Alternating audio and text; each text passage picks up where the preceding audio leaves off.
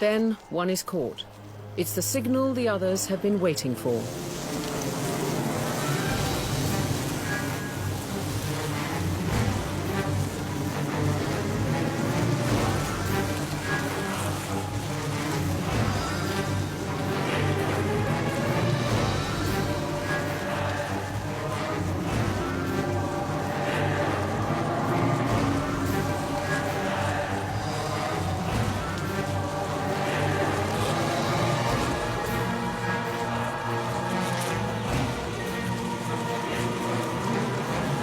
Surrounded by vibrating bodies, the hornet at the core of the bee ball begins to overheat.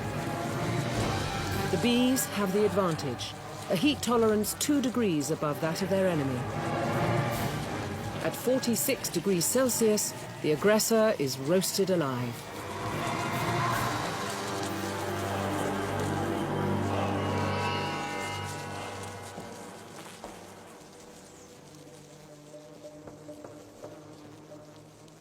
The wild bees have spent millions of years living with the enemy.